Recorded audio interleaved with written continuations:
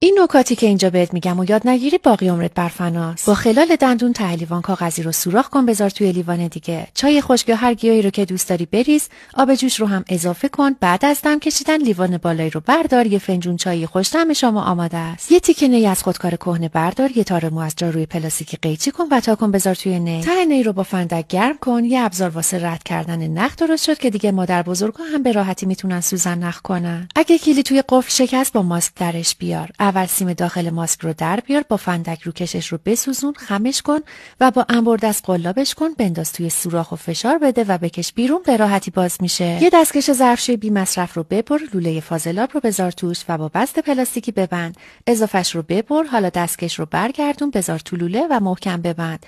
دیگه سوسک یا بوی بد به هیچ عنوان نمیاد. بست پلاستیکی رو وسط سوراخ بذار، یه چوب بیار و چوب رو با چکش بکوب تو. اضافهش رو بشکن، لوله رو روی بست بذار و سفت کن. اینجوری لوله محکم